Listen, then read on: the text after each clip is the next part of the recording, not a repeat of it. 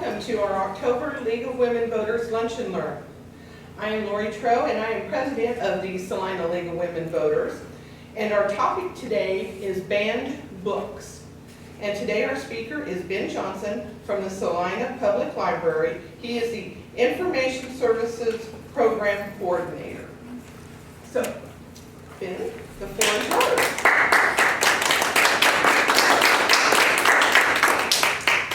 Good afternoon, everyone, and thank you for having me come and do this presentation today. This is a topic that's near and dear to my heart, and I know a lot of us here at the library as well. So any chance to talk about it and get people's eyes and ears on this important topic, I am all about it. So today I'm sort of going to be giving a breakdown. I can't cover the entire history of book banning of the entire world in just an hour presentation. That just isn't possible, so I'm going to focus here on the states and sort of what we have been seeing here in recent years. As we've been seeing sort of an uptick, probably seen more news stories and heard more stories about it happening as of recently. So I'm going to give you the who, what, where, and why of intellectual freedom and how libraries, schools, and community members are continuing to fight for that today. So we're going to go through a little bit of history at first, and then talk about who raises these book bans, who they affect, what materials are being targeted most frequently, where and when are they happening, why are they being challenged or banned, and then what does the past year look like here in 2023? We often see a lot of data from past years. What are we seeing so far? So we just had Banned Books Week last week, October 1st through 7th. It's sometimes in September. This year it was in October. Banned Books Week began in the 1980s, specifically 1982, as a way to combat a lot of the challenges they were receiving then. When we talk about book banning in the U.S. on a larger scale, it's often thought that Uncle Tom's Cabin was the first sort of widely banned books here in the state. The Confederacy censored it heavily due to abolitionist ideas, and we sort of look at this greater effect on why people are doing these book bans, and it often stems from larger issues that people take with. Banned Books Week, it celebrates the right for people to share and read ideas freely. That's known as intellectual freedom. While all ideas may not be as popular or everyone might not agree with those ideas, we try to keep an open mind and make sure that those ideas can be shared freely without any sort of censorship. A lot of people take part in Banned Books Week. It's not just libraries, it's authors, publishers, teachers, and community members who come together and want to support this important initiative. One of the main places that tracks and talks about banned books is the American Library Association. They have a specific office called the Office of Intellectual Freedom. They spend a lot of time gathering numbers and looking at data in regards to these bans and challenges across the U.S. They also offer assistance to institutions who may be encountering an influx of challenges. So if a library or a school is receiving a lot of challenges and is just really not sure how to handle everything, it can be a very delicate thing to handle. They offer guidance, and you can report those challenges and bans as they come in, and they can offer assistance to different institutions in that way. They release statistics each year. We're going to take a look at a lot of those in this presentation. And show sort of what, on a larger scale, is happening in the world of book challenges. Another organization that we're going to look at some data from is PEN America. They are another organization that champions intellectual freedom and the ability to spread ideas through literature. They track book bans in educational settings specifically, so a lot of the data we'll see from them is specifically school libraries. And they are actually currently involved in some litigation down in Florida with a specific school district due to the removal of around 200 books. So there are organizations out there that are trying to keep up with the fight and make sure that everyone has the ability to access books freely as they would like. So when we look at who is raising these challenges, this is from the ALA for 2022. As we can see here, a lot of it is parents, whether that be in the schools or in public libraries, patrons, again, for public libraries, and then it sort of breaks it down a little further from there to political and religious groups, board and administration, librarians and teachers, elected officials, and then other, which is non-custodial relatives, non-residents, and community members without library cards. So they track a lot of different people and sort of figure out why this group or why these people are bringing so many challenges and keeping track of that. When we talk about who is being affected by book bans, I think this quote from Deborah Caldwell-Stone, the director of the ALA Office for Intellectual Freedom, puts it quite succinctly. This is a dangerous time for readers and the public servants who provide access to reading materials. Readers, particularly students, are losing access to critical information, and libraries and teachers are under attack for doing their jobs. The part of that stood out most for me is particularly students. Students are losing the chance at specific books because they are being challenged or removed due to different areas of their content for various different reasons. While it's important for everybody to pick what they want to read, everybody should have the freedom to pick what they want, and I think removing materials simply just takes that away from other students who may want or need that book in order to figure something out. This one is from PEN America. This is the total number of authors, illustrators, and translators impacted by book bans in the 22 to 23 school year. While some authors may look at their book being challenged or banned as, oh, okay, this might bring some publicity, it might sell some copies, it also can bring a lot of negative attention with the advent of the internet and anybody able to send a message to just about anybody they want. These creators of literature and artwork for those books can often receive a lot of negative attention, and that can be really hard to deal with when all you wanted to do was write a book and make it available for anybody. And just because a library somewhere else in the United States bought your book and now somebody's unhappy about that, you're receiving quite a bit of negative press. It can happen both ways, and there can be ups and downs, but overall it's not good attention to get usually. When we are looking at materials that are being targeted, obviously they are being targeted for a specific reason. When we look at this graphic here, the materials that are being challenged the most are books, graphic novels, and textbooks, but as you can see, it bleeds into other areas. It's not just books, it's displays and exhibits, programs, films, and then other things that libraries may offer. So it's not just included to books, it's spread throughout other materials as well. And we want those materials to be available just like we want books to be available.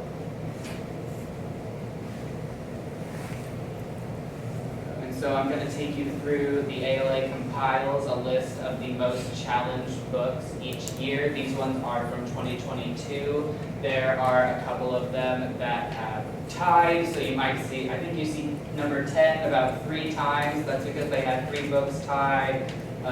Number 5 also is a tie, so you won't see 6 in there. It's just 2 number 5s. But number 10, number 1 is this book is gay by Juno Dawson, and then the next one is Me, Earl, and the Dying Girl. Crank by Ellen Hopkins. A Court of Mist and Fury by Sarah J. Maas. And you'll sort of want to look at this right here, which is the reason they were challenged or banned. We'll sort of look at those reasons in a second and what are the most pervasive and happen most frequently. Out of Darkness by Ashley Hope Perez. Absolute True Diary of a Part-Time Indian. You probably recognize this one. This one has been encountering challenges for quite some time. So we see books that are maintaining a status in people challenging or banning them. It doesn't happen just once, and then the book fades sort of to obscurity. People remember and they will try to continue. Lawn Boy by Jonathan Evison. Looking for Alaska by John Green. Perks of Being a Wallflower by Stephen Chbosky. The Bluest Eye by Toni Morrison. All Boys Aren't Blue by George M. Johnson. You might recognize that one. It was in the news quite a bit in 2022 and 2023. And Genderqueer by Maya Kavame. Flamer by Mike Kirito. I think my slides got out of order somewhere in there, but that one is number 4. So something might have gotten out of order here, but we sort of took a look and we saw a lot of different reasons flash across that screen for books being challenged, but a majority of these challenges are over books including LGBTQ content or books authored or including content about African Americans, people of color, and indigenous people. So those are the 3 main categories you see pop up a lot of these challenges. But I wanted to show this graph because it's kind of shocking. You look at the number of challenges and books, unique titles that are challenged per year. We look about 2 decades ago, we had 305, and we get up to 2022, and we saw an influx to 2,571 unique titles across the United States being challenged. So it's quite a jump. We saw it sort of started happening in 2021, and it's only continued to escalate since then. When we look at where these challenges take place, it is typically where you would think public libraries, schools, and higher education facilities. The majority of them happen in schools and schools' libraries. They're broken down into 2 different categories. Some books may be removed from a school's library but be allowed to stay in a teacher's personal library. There are different levels of removal of a book from an institution. It depends on that institution's policies and procedures and how they go through things. And there's, of course, a way for you to do that with all schools and libraries, and they should have something ready for you to handle these challenges. When we look at across the United States, this is specifically in schools for the 2022-2023 school year. As you can see, we have a lot of beige on there, which is good, but that's 1 to 10 bands, so we're not seeing a ton in some states. And then we're seeing some dark red in a couple of places, and that's unfortunate. We saw a lot of book bans and challenges coming out of Texas and Florida this year. Like we mentioned at the beginning, Pan America is working down in Florida in a school district down there to do their removal of 200 books. So we're looking at quite a lot of books being removed from different schools. And if the library doesn't have any books, that can make it a little tricky to run a library where you're trying to get students information. So obviously we would like to see a lot more states in this gray color. We'd love to see that just about everywhere, but we've got some work to do on spreading the message. I have a question. In looking at that map, if I'm reading it right, Missouri has at least 300 color or 600, whichever it might be. Yeah. Kansas, by comparison, is only 1 to 10. Am I reading that right? Yes, you are reading that correctly. It makes me, that may well be, but it makes me wonder because I don't see Missouri and Kansas as that much different in political complexion. Do you know anything about the source of that source?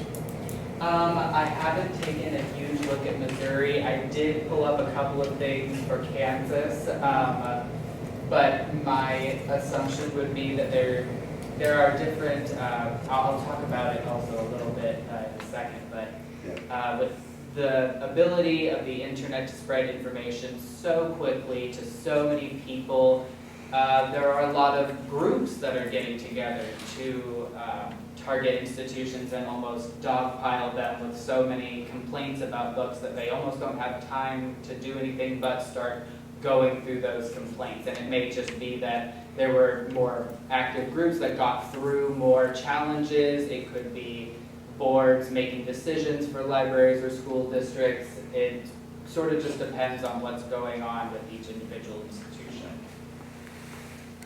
I don't know this for sure, but it could be that the way that Missouri school districts are set up is more under the control of the legislature.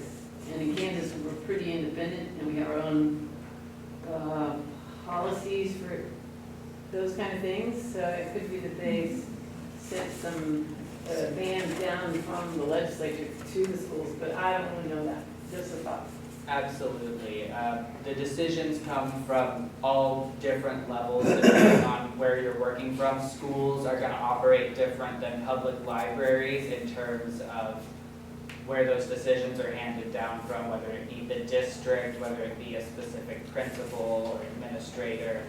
It really just depends on the individual institution. I would be interested to look more into why that is and why we saw so many more in Missouri than even the surrounding states. We look at it not just Kansas, but we look at Colorado, Nebraska, Oklahoma, Arkansas. We're only seeing 1 to 10 bans there, and it could have just been a bad year for Missouri. That's what I can chalk that up to. But I would be super interested to look more into specifically that.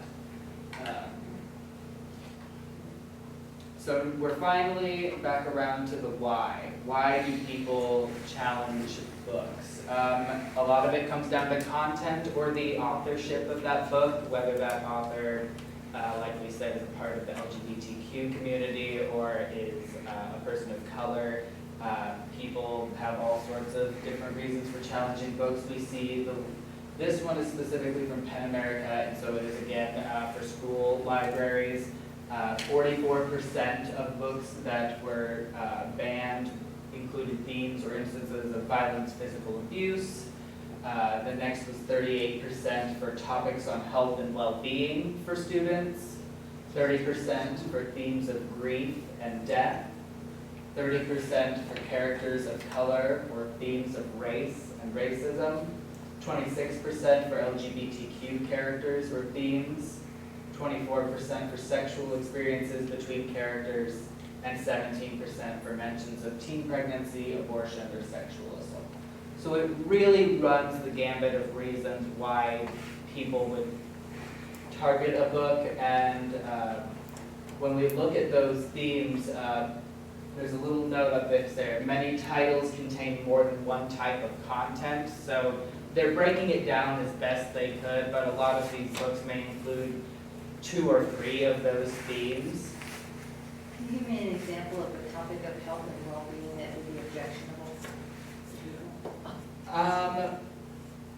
Sex education. That's Oh, challenged about in some. educating. Be related to self-care or like going through puberty, things like that.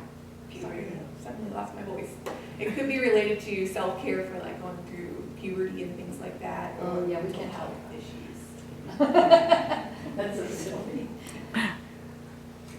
Yeah, it really is just going to be up to the individual people and what they are not happy with in terms of what a certain book may have. It could run the gambit of options, but yeah, most likely something along those lines of puberty or sexual wellness or sexual health in terms of making sure students can be safe while they do that and just providing those sort of resources. Absolutely, that could be a topic that somebody might raise in that health and well-being for students. It could also be mental health. It could run the gamut of things. This is a very similar looking graph. This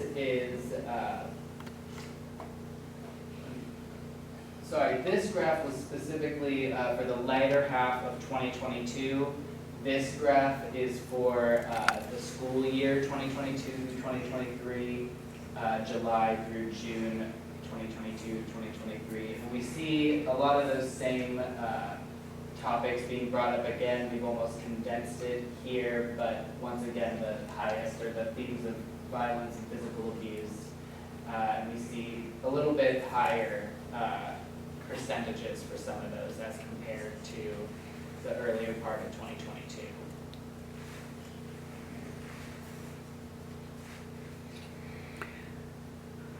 So when we look at 2023, the ALA has released some preliminary data to sort of look at what all has been going on in the last year. So if we look, these are from January to August, these numbers, 695 attempts to ban or restrict library materials and services, 1,915 unique titles targeted for censorship, 3,923 total titles. 92% of the books that were challenged were part of attempts to censor multiple titles. What we're seeing is no longer somebody with a concern for one book, bringing that often lists of books are being disseminated to multiple people to bring those challenges. Sometimes quite long lists, sometimes shorter ones. It depends on what people's goals are when they are filing those complaints.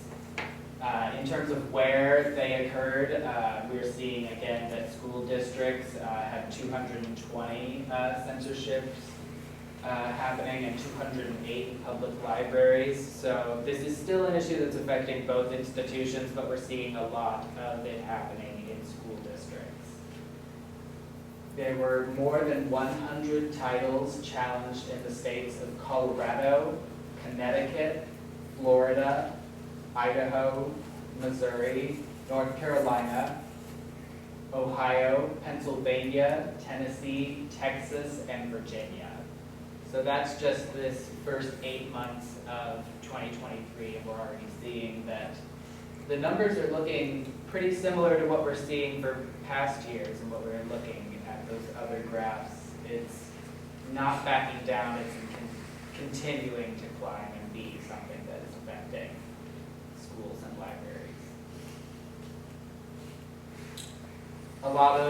I did this presentation once last year during Banned Books Week, and the question that I got at the end a lot was, what is the Salina Public Library's specific policy when it comes to fielding challenges regarding books? And I neglected to have our policy up on the screen for people, but I'll sort of just give you the rundown of our policy here at the library. This can be found on our website in our policy section. The library recognizes its responsibility to make available a representative selection of materials on subjects of interest to its users, including materials that represent various sides of controversial questions. Patrons may request a review of materials by following established library procedure, which is as follows. Patrons that are concerned with a material can schedule a meeting to discuss their concerns with our head of information services, head of youth services, or the assistant director or library director. And they will make sure to get the policies out to the person making the complaint. After discussion with one of those staff members, if someone is still concerned about a material, they can complete a form requesting that another look be taken at that material. Upon that form being turned in, the director and appropriate department head will review that material, and a copy of the request will be provided to the library's board. And the decision of that review will be provided to both the patron and the board. If someone is not satisfied with the outcome of that form being turned in, you can request in writing to the library board that procedure be reviewed and be considered at an upcoming meeting.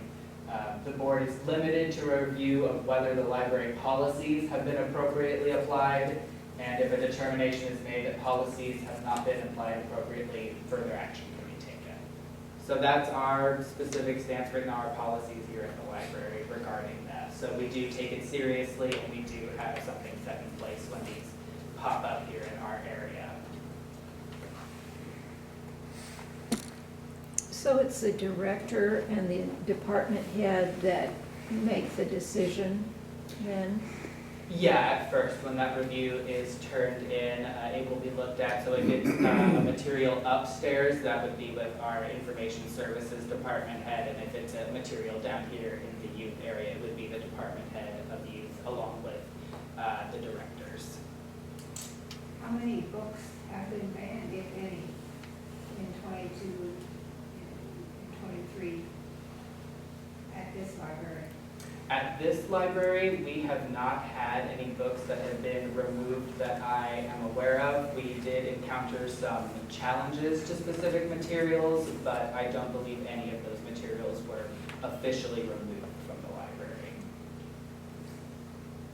So what criteria do the directors, the head of these departments, use in making their decision? So, if you want me to address that. Yeah, I can't personally speak on that, but we do have our assistant director, Amy, here with us. Yeah, I'm Assistant Director Amy Adams. I'm also a lead member, so I'm playing two dual roles today. So as part of the process that we ask patrons to go through when they're challenging materials, we do have them identify what they're objecting to in the materials. Myself, the director, and department heads who then read the material, consider whether the items that they pointed out are valid, and can then consider that in the context of the value of the material as a whole. Does you feel like that answers your question? Well, so there's no external definitions of what is valuable or something. So it's a judgment call. It is. Yeah. Okay, makes sense. After looking at your data there, that 30% of parents initiated challenges, right? Yeah, and so. Yeah. Mhm. And then the 10 most challenged books were mostly had because of sexual content. Yeah, so if we give a little, here, I'll go back to you. So do you kind of think that maybe there's a rise in these challenged books because parents are trying to protect their kids from reading sexually explicit materials that are available in the public schools and the public libraries? Yeah, that's a reason you see pop up a lot with these book bans and challenges is it's generally coming, I would say, from a place of parents wanting to protect their kids. You know, you want to be able to make sure your kids are reading things that you find appropriate for them. And that is every parent's right to do so. What we are attempting to do here is not say that you cannot decide for your child or your family what's appropriate, but that you cannot decide for everyone what isn't necessarily appropriate for them to read. Each person gets that individual choice, and if you take a material from somewhere like the library where a community member may be able to access that book if they aren't able to purchase it or access it somewhere else, you're taking away their ability to read that book and consider those ideas and take care of what they need to when they're looking at this book. Are there parameters in this library that protect, so parents can know what the kids are reading? So children until they're 18, when they become adults, have what we call a youth card, which gives them access to materials on this bottom floor. At age 11, they can get a full adult card with parental sign-off. Parents and guardians can also link their account so they can see everything that's checked out on the child's card.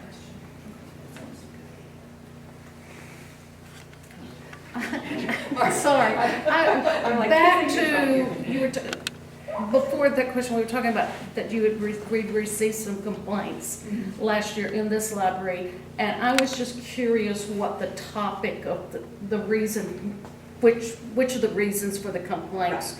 So- Was there just one or multiple ones? So we have received one challenge. And what, can you say why? It or- was for the same title that the school district has. Oh, boys aren't. And for similar reasons, Okay. sexual content in that title. What we see more often is people hiding books to prevent other people from buying them. Really? Yes. Wow. Well, I appreciate Amy introducing herself, and I think that it would behoove all of us to be able to say who we are when we're addressing you and asking you a question. So my name's Janice Norland, and I'm curious about the hierarchy of the public library. Are you under the city? Are you a separate identity? And then my second question is, we have heard, it's probably, I hope it's an urban myth, but we've heard that maybe there haven't been as many challenges, but that some of the books have gone missing from the shelves. Well, so I'll address I don't want to take over, Ben. So under Kansas statute, we're what is referred to as a free public library, which means that we have our own taxing authority and we have our own governing board. The mayor of the city does appoint members to that board, but otherwise our library board makes its own policies, oversees the library director, approves the budget, all of that. And then as far as materials going missing, we're not, I mean, we always have some loss of materials here at the library, but we have not really assigned that to people trying to remove them from the collection. What we do see is people hiding materials, and I think that there has been some coordination or people tipping each other off as that being a thing to try out. So we do extensive search for materials here to try to locate them and reshelve them appropriately.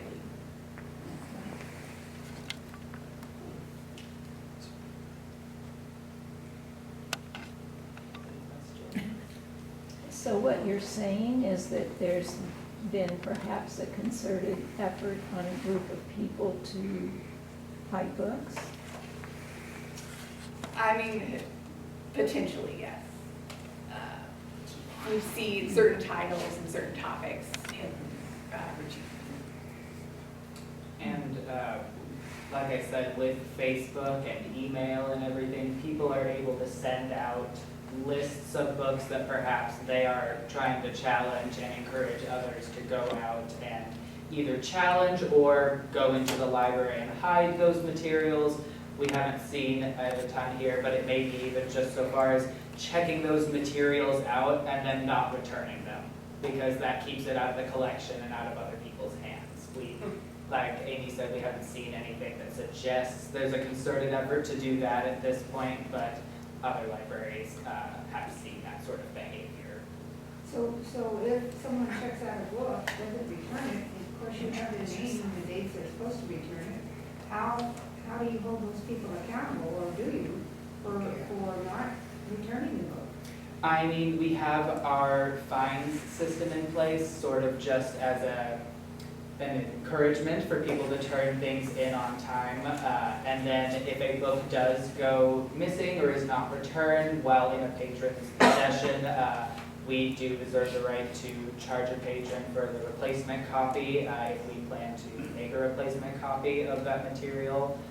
Does that sound right, Amy? Yes, and once you get to, like, once you have $5 of overdue fines, you can't check out anymore, so it disincentivizes you to not return items.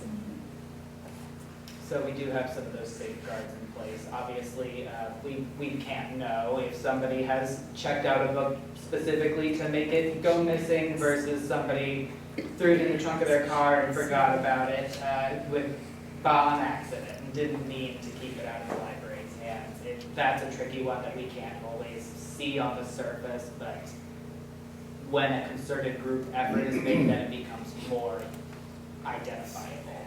So on those 10 most challenged books, or those 6 titles in our case,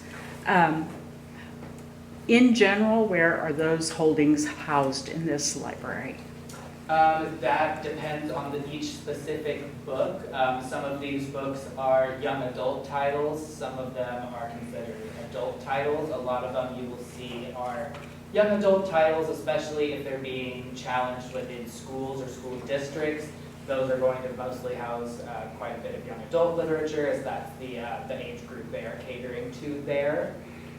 So you'll see a lot of YA on the list, just because that's what kids are picking up, and a lot of these efforts are in the name of protecting the kids from something you don't want. Well, I am Bonnie Shamber, I'm on the school board, and this book was challenged, and I have read that cover to cover. And you can sit here and talk about it, but until you read it to know what's actually in it, it's very concerning. It goes into detail how he was molested by his cousin. It also can, if somebody wants to read that, they'll learn how to molest their own little cousins. It also shares how he lost his virginity twice.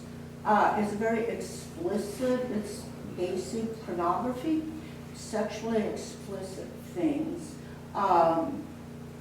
He could have not had to put all the details in there of how painful it was and how to do oral sex and all of this, but it is, we can sit here and talk about challenged books, but we need to know what's in them and actually what they're doing and what's the motive for the book. He actually says he is an activist. He's not advocating for people. He's activist for gender, queer, blacks, and CRT. He has that on page 82 or 182. So he is an activist wanting kids to follow what he is into, which, I guess that's his right, but maybe that's why this book was challenged. Some of the pages were read in a hearing at the Washington, D.C., and the congressman said this is pornography. It's obscene, sexual, explicit things in this book, and it was this book he was reading out of. So I don't know, there's a bigger picture here. I agree with you that, books, they should have a valid reason why they would be challenged, but it looks like the whole problem is the sexual explicit content, and why are so many authors writing so many books? Are they trying to change this generation that's coming up to view things totally different? So can you talk a little bit about why a library might choose that as a title to be on the title? I mean, because what you've talked about is that it's seen in a context of its benefits. I mean, even difficult titles are seen in that context. Can you talk a little bit about what would maybe make a public library say this is a worthy holding to have? I can talk a little bit. I am not part of our collection, selection and review committee, so I'm not in those meetings actively making those decisions on what is purchased and brought into the collection. To touch on what you were talking about, I absolutely understand there being that concern for what material might be in the book. I would say that, the overall context of the book needs to be looked at, given that this specific title is a memoir, is nonfiction. Different arguments could be made about different things being included as it's somebody's real experience, and while some may find it objectionable, this is something that happened. And an 11-year-old can check this out at this library? I hope so. I hope so. Yes. So I'm also on the school board, and I also read the book. My reading of it, that he's not advocating for others to become what he is. He is saying that he is this way, and that other people who are this way too should know when they're being abused. He had these things happen to him, and he felt like he was the only one in the world who that happened to. And so this is one of the reasons he said he was putting it out there.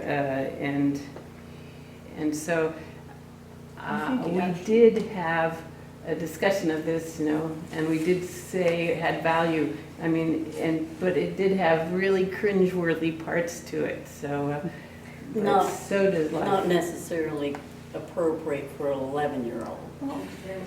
If you are being abused as an 11-year-old, it might be worth reading that so that you know that you shouldn't have to go through that, or that it's not right. That's the kind of lesson he was trying to say. These things happen, and you shouldn't expect to be abused and say it's okay. No, but he did say he was an activist. Well, he is an activist, trying to make sure other kids aren't feeling as alone as He's he not an is. advocate. He declared himself as an activist, and there's two different things. There's nothing wrong with being an activist. Many No, of there us isn't, are but, activists. It was his story. It was his story. Right, it was. Anyway, right, I think. Can I say that I appreciate Bonnie's identifying herself in her role, and I understand her perspective. I'm David Dorland. Janice, who made the suggestion we identify ourselves. That's probably a good suggestion. Not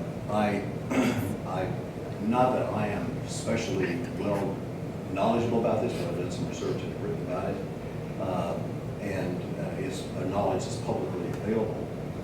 But the key question seems to be, and clearly is, at what age is the material, and in what situation personally is that material helpful or harmful for the person reading it, whether adult or child. And I think that's something we all have to wrestle with. I think it's legitimate to talk about. But I want to just personally comment that I did not read the autobiography of Malcolm X until I was a freshman in college. And it changed my life because it gave me insight into another world that I was not aware of. And that is the value of books, is that it expands our horizon and lets us see others' experience. And that is enriching and rewarding generally. I was never, I by the way, didn't read all the book, but I read part of it. I wasn't raped during that process. I didn't engage in any activity that might have arisen or was depicted in that book. But I think I can see where, as a young person, as is described in the book, that could, as was suggested here, be valuable. And one other thing I think is important in the conversation is that the organization and structure of public libraries and how they're funded is very important here. In Kansas, at St. Mary's, the city commission was voting, and hasn't yet, as far as I know, to refuse to let the library board use their buildings, and that's their source of power. In Sterling, Kansas, the city commission pretty much has a lock on who gets appointed, and 2 librarians were summarily fired, not because of the books, but because they had a rainbow display, not necessarily connected to gays, but they were very sensitive about that, and those librarians lost their jobs. So there are very real issues here, but I think what I would say is we all need to be careful about the attitudes that we have and whether the power that we hope to project to prevent harm or whatever are guided properly, not misguided. Absolutely. I guess I would finish all that up by saying everybody's going to read the same book and get something different out of it. The library is not trying to endorse any sort of behaviors or anything that you may read in any given book. It's up to you what you and yours are reading, and we just want to give everybody the opportunity, that same opportunity across the board. Could you just define unique titles for me? I didn't understand unique titles. Yes, so unique titles, that would be each specific title when it talks about this book was a part of a larger effort to challenge more books. It may, take for instance, this book, it was challenged here in Salina, it was challenged in other states. When it's tracking that data, this counts as one unique title, though it may have been challenged several more times. I think the saddest thing about this is that this happens to people. This happens to 11-year-olds. And I think it's very important, as Janet said about, or somebody said about not feeling alone and feeling like maybe there's something I should do or could do about it. So the sad and the horrible thing is this obscenity and sexual abuse and child abuse and guns and everything else that are harming our children, that's really happening in this world. And there's absolutely, in my mind, as David said, that's how we learn about the world. We all are white, probably middle-aged, over middle-aged, fairly wealthy people who have some knowledge of the world. But I think it helps everybody to read some YA book along the way, even as a 70-year-old woman. And I will recommend one right now. It's called For Lamb, and it's about the civil rights in Jackson, Mississippi in the 60s. And I got it from upstairs, and I appreciate it every day that I read that book. So that helps all of us get a better understanding and develop more understanding and compassion for all of our human travelers here. So I want to add one other thing. Somebody pointed out that book could be checked out by an 11-year-old, but I want to affirm with both of you that would be an 11-year-old whose parents signed off on them being able to check it out, or not necessarily. If it's in the youth services department, they have a youth card, they can check out anything. Okay. Well, But No, that's unless fine. your parent checks what they check out, they don't know it. right. But what we find is families come in here, but they're brought in by their parent. Yeah, but if a child come in to the library by himself and checked it out and didn't tell mom and dad wouldn't know unless they got onto the account and looked to see what he's got, right? That is correct. I have to just share a story. My son, at 11, well, he was probably 12 or 13, but he was wanting to check out a book that he had to go upstairs to get. And so when we went to check it out, they said, you have to get an adult card because it was upstairs. And I looked at my kid for a hot minute and I said, sure. You know, I think the best thing that parents can often choose to do is simply talk with your kids about the books they're reading. Right. Create that culture, you know. And we did. That's what we did. Thank you. Absolutely.